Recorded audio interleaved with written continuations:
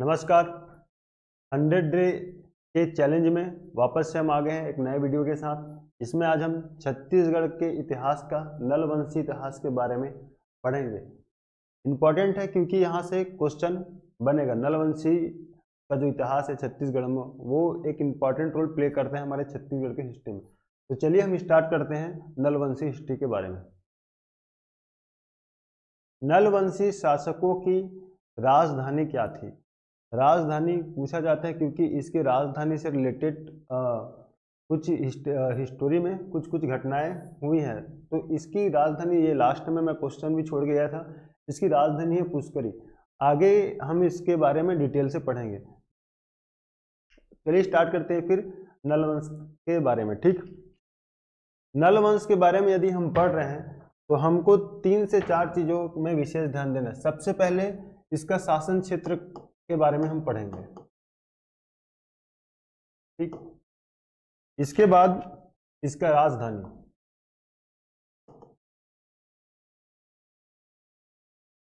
शासन क्षेत्र, राजधानी, फिर इस नलवंश के बारे में जिन जिन जगहों से हमको जानकारी मिली है, चाहे वो ताम्रपत्र हो, अभिलेख हो या मुद्रा हो, उन सब के बारे में पढ़ेंगे।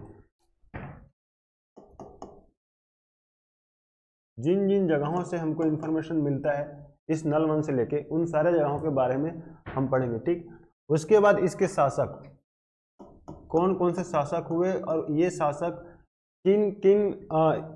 कौन कौन से मंदिरों का निर्माण करवाया है, कौन कौन सा विशेष कार्य किया है, इन सभी चीज़ों के बारे में हमको पढ़ना है। यदि नलवंश के बारे में पढ़ रहे हैं तो हमको इतने चीज के बारे में ज़्यादा फोकस करना है। ठीक, सबसे पहले हम इसका शासन क्षेत्र देख लेते हैं। तो वर्तमान का जो बस्तर वाला जो क्षेत्र है ना, उड़ीसा का भी कुछ हिस्सा, ये इसका शासन क्षेत्र था और ये शासन क्षेत्र कहलाता था दंडकारण्य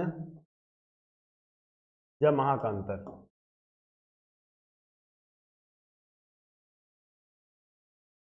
ठीक, ये पूछा जाता है क्वेश्चन कि नल या किसी भी एम्पायर के आप ले लीजिए, उसका शासन क्षेत्र अक्सर पूछा जाता है। नलवंशी शासकों का यदि शासन क्षेत्र पूछे तो ध्यान में रखिए वर्तमान का बस्तर, और उस टाइम में इसको दंडकारण्य या महाकांतर के नाम से जाना जाता था। ठीक, अब हम पढ़ते हैं इसका राजधानी। इतना बड़ा शासन है तो कहीं ना कहीं राजधानी किसी भी जगह को बनाया होगा, तो वो राजधानी था पुष्करी, भोपालपट्टनम के पास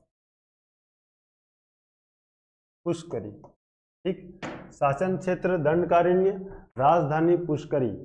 अब हम उन चीजों के बारे में पढ़ेंगे जिनके माध्यम से हमको नलवंश के बारे में जानकारी मिलती है। कुछ मुद्रा, ताम्रपत्र या अभिलेख या शिलालेख, इन सब चीजों के बारे में हम पढ़ेंगे आज। तो ये चीजें आपको छोड़ना नहीं है। शासक हम आगे और पढ़ेंगे। पहले हम इन चीजों के बारे में पढ़ रहे थे कि मुद्रा, ताम्रपत्र और अभिलेख किन किन स्थानों से मिला है। ठीक, क्योंकि इन सब का इस जो नलवंश है उसका शासन क्षेत्र दंडकारण्य बस्तर वाला भाग है, तो कहीं ना कहीं इनसे संबंधित शिलालेख, ताम्रपत्र और मुद्रा बस्तर के ही आसपास वाले क्षेत्र में ही मिला होगा। सबसे पहले हम चलेंगे कोंडागांव जिला। कोंडागांव जिला में एक स्थान है अडेंगा। ठीक, अडेंगा में लगभग 32 गोल्ड कॉइन मिले हैं इस शासन से रिलेटेड। 32 सोने के सिक्के मिले हैं शासन से रिलेटेड, नलवंश के शासन से रिलेटेड। अडेंगा ध्यान में रखना आपको, जिला कोंडागांव। 32 में से 29 सिक्का है वराहराज के। ठीक, एक सिक्का है भवदत्त वर्मन का और एक सिक्का है भवदत्त वर्मन के पुत्र अर्थपति भट्टारक का। सॉरी, 2 सिक्के हैं इनके। ठीक, ऐसा क्वेश्चन पूछ सकता है कि किस नलवंशी शासक का सर्वाधिक सिक्का आपको अडेंगा से मिला है। ध्यान में रखिए वराहराज का सिक्का सबसे ज्यादा मिला है। 29 सिक्का कम से कम सोने के जो सिक्के हैं ये आपको अडेंगा में मिला है। ठीक, उसके बाद हम चलते हैं बालोद। बालोद में एक स्थान है कुलिया। यहां पे भी लगभग 50 से 55 सोने के सिक्के प्राप्त हुए स्कंदवर्मन नलवंशी शासक के। ठीक, तो सिक्का यदि पूछ रहा है मुद्रा तो सिर्फ दो जगह ध्यान में रखना, अडेंगा और कुलिया, ठीक, बालोद और कोंडागांव जिला, इतना चीज आपको पढ़ना है मुद्रा को लेके। उसके बाद हम पढ़ते हैं ताम्रपत्र, किन किन जगहों से इनका ताम्रपत्र या कौन कौन से ताम्रपत्र फेमस है। एक है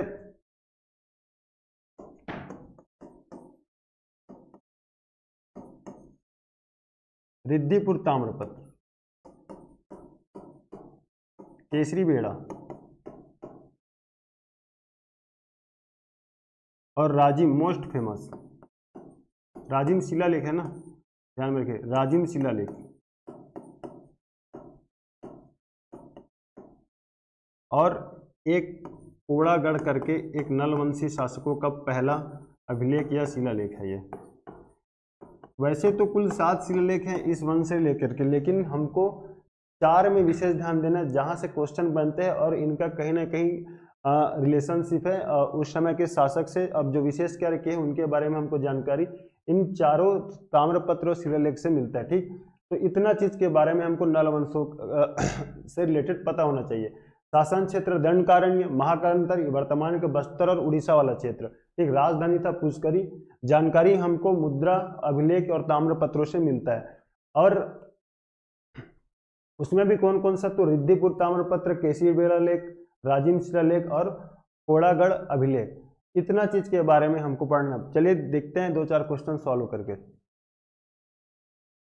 नलवंशी शासकों के स्वर्ण सिक्के निम्न में से किन 2 जगहों से प्राप्त हुआ है। मैं आपको बताया था, कोंडागांव में एक जगह है अडेंगा और बालोद में एक जगह है कुलिया। इन 2 जगहों से नलवंशी शासकों के सिक्के मिले हैं, तो इसका आंसर होगा सी।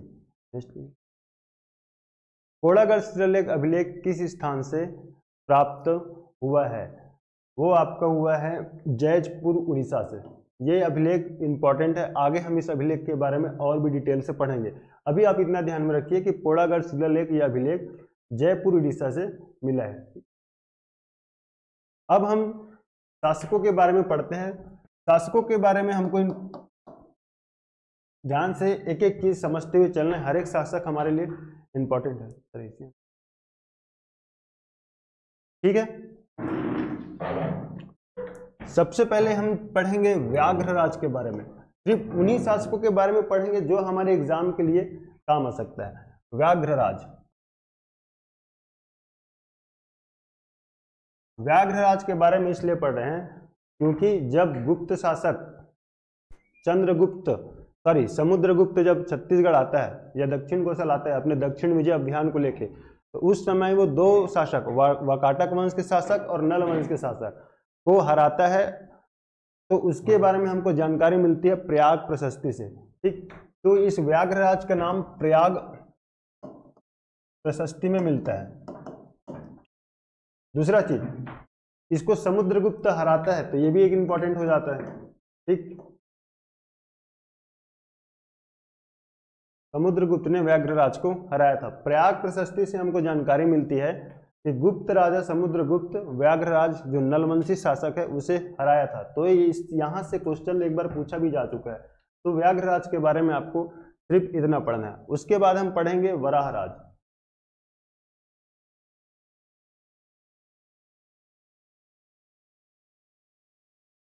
ये नलवंश का वास्तविक संस्थापक माना जाता है इसे,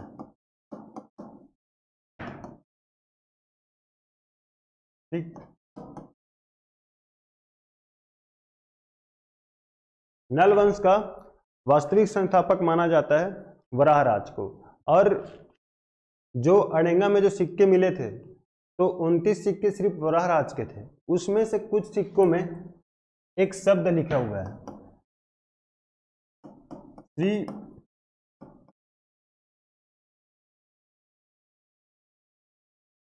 वराहराजस्य।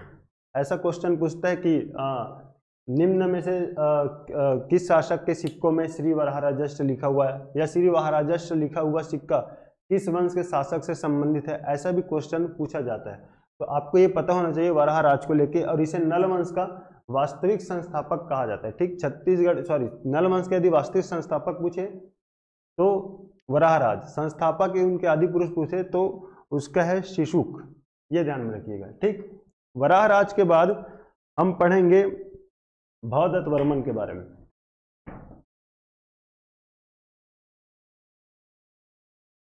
भवदत्त वर्मन, इसका उपाधि, ज्यादातर इसका उपाधि से क्वेश्चन पूछा जाता है, ठीक। इसकी एक पत्नी होती है, पत्नी का नाम है अचाली भट्टारिका, अचाली भट्टारिका। और ये जो भवदत्त वर्मन है ये एक उपाधि धारण करता है भट्टारक। पत्नी का नाम अचाली भट्टारिका और जो राजा होता है भवदत्त वर्मन वो जो उपाधि धारण करता है वो है भट्टारक। तो किस नलवंशी शासक ने सर्वप्रथम या पहली बार भट्टारक का उपाधि धारण किया था? तो वो थे भवदत्त वर्मन। क्वेश्चन यहाँ से पूछा जाता है। एक और उपाधि धारण किए थे महाराजा। ये दो विशेष उपाधि आपको भवदत्त वर्मन से पढ़ना है, ठीक। और कुछ खास होता है कि इसके समय में तो एक विशेष चीज, जब ये शासन कर रहा होता है उस समय वकाटक वंश का एक शासक होता है नरेंद्र सेन।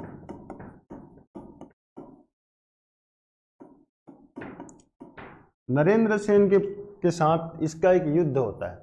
उस युद्ध में एक विशेष कार्य ये होता है कि भवदत्त वर्मन के साथ उसका बेटा अर्थपति भट्टारक वो भी उस युद्ध में गया होता है, ठीक। अर्थपति भट्टारक, भवदत्त वर्मन का बेटा रहता है अर्थपति भट्टारक। अर्थपति भट्टारक युद्ध में गया होता है अपने पिताजी के साथ, इसे युद्ध कौशल सिखा रहा होता है। इस युद्ध में भवदत्त वर्मन नरेंद्र सेन को पराजित करता है और इसका जो राजधानी होता है नंदीवर्धन उसे पूरा उजाड़ देता है, ठीक। लेकिन नरेंद्र सेन का एक बेटा होता है पृथ्वीसेन द्वितीय। पृथ्वीसेन द्वितीय जब अर्थपति भट्टारक शासक बनता है तो पृथ्वीसेन द्वितीय को इस बारे में पता चलता है। फिर मौका देख के ये अर्थपति भट्टारक के ऊपर अटैक करता है और इस युद्ध में अर्थपति भट्टारक जो है वो मारा जाता है। और साथ ही साथ पृथ्वीसेन द्वितीय अपने पिताजी का बदला लेने के लिए, इनका जो राजधानी होता है पुष्करी, इसीलिए इसका राजधानी पूछा जाता है, ठीक, पुष्करी। ये पुष्करी को पूरी तरह से तहस नहस कर देता है, उजाड़ देता है। तो यहां से एक बार ये क्वेश्चन पूछा जा चुका है, ठीक। अब अर्थपति भट्टारक के साथ ये घटना होती है। उसके बाद एक शासक आएगा स्कंद वर्मन। ये अर्थपति भट्टारक का छोटा भाई होता है। जब अर्थपति भट्टारक इस युद्ध में मारा जाता है उसके बाद सारा राजपाट का जिम्मेवारी स्कंद वर्मन के पास आता है। स्कंद वर्मन जो पृथ्वीसेन सेकंड ने पुष्करी को जो तहस नहस किया होता है सबसे पहले उसको वापस से डेवलप करता है, ठीक। पुष्करी को पुनः स्थापित करता है और उसको एक नया नाम देता है पोड़ागढ़। पोड़ागढ़। और इस पोड़ागढ़ से एक शिलालेख जारी करता है, इसलिए पोड़ागढ़ अभिलेख को पूछा जाता है। शिलालेख है ना, पोड़ागढ़ से एक शिलालेख जारी करता है और उस शिलालेख का जो प्रारंभ है वो होता है विजयी है, विजयी था और विजयी ही रहेगा। विजयी है, विजयी था और विजयी ही रहेगा, इस शब्द के साथ वो शिलालेख प्रारंभ होता है। इस शिलालेख की खासियत यह है कि ये पूरे नल वंश का पहला शिलालेख है, ठीक। नल वंश का पहला शिलालेख कौन सा है, ऐसा पूछ सकता है आपको क्वेश्चन, तो ध्यान में रखिएगा। नल वंश का पहला शिलालेख है पोड़ागढ़। किस शासक से संबंधित है? स्कंद वर्मन के समय ये शिलालेख बनवाया गया था, ठीक। नल वंश का पहला शिलालेख।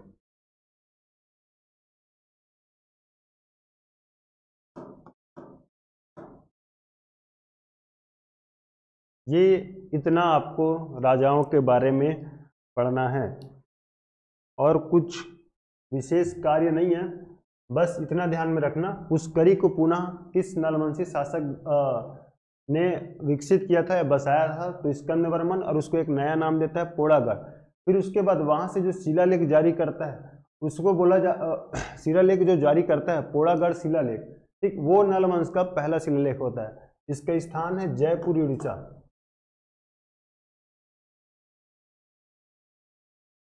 अच्छा, एक निर्माण कार्य भी करता है इसी पोड़ागढ़ में, एक विष्णु मंदिर भी बनवाता है ये। क्वेश्चन पूछ सकता है कि पोड़ागढ़ का विष्णु मंदिर किस शासक ने निर्माण किया करवाया था, तो आपको ध्यान में रखना है स्कंदवर्मन। स्कंदवर्मन से लेके आपको बस इतनी बातें पढ़नी है, ठीक। तो चलिए अब 2-4 क्वेश्चन सॉल्व करते हैं इस नलवन से लेके।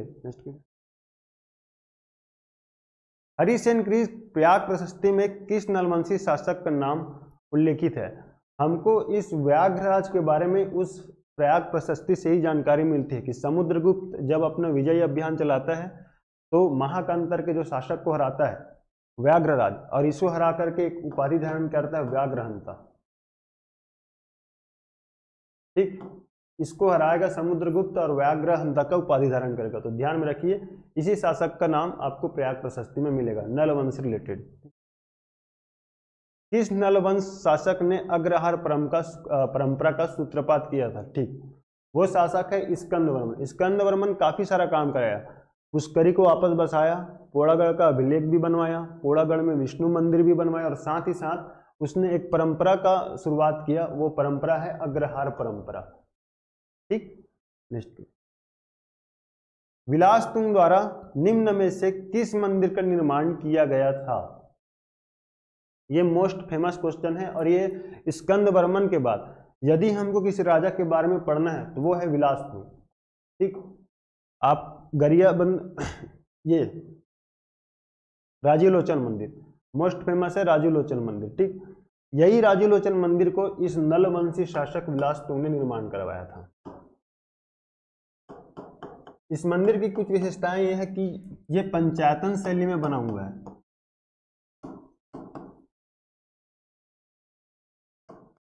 ठीक। इसी राजीलोचन मंदिर जो राजिम में स्थित है, वहाँ एक शिलालेख है विलासतुंग का जिसे हम राजिम शिलालेख के नाम से जानते हैं, जहाँ से हमको छत्तीसगढ़ और इस नलवंश के बारे में कुछ जानकारी, छत्तीसगढ़ इतिहास को लेकर और नलवंशी के बारे में हमको जानकारी मिलता है, ठीक। तो राजिम शिलालेख किस शासक का, ऐसा भी क्वेश्चन पूछा गया एक बार, ध्यान में रखिए। राजिम शिलालेख विलासतुंग शासक से रिलेटेड है, ठीक है, और कुछ खास तो है नहीं, बस ये चीज आपको ध्यान में रखें। राजिम का राजीलोचन मंदिर का निर्माण करता थे विलासतुंग, और वो किस शासक किस वंश से संबंधित है? तो नलवंश, ठीक। नेक्स्ट करिए। महाकांतर के किस राजा को समुद्रगुप्त ने हराया था? अब भी बताया था थोड़ा देर पहले, व्याघ्रराज, ठीक। व्याघ्रराज को समुद्रगुप्त ने हराया था। नेक्स्ट करिए। राजीलोचन मंदिर का निर्माता विलासतुंग निम्न में से किस प्राचीन राजवंश से संबंधित था?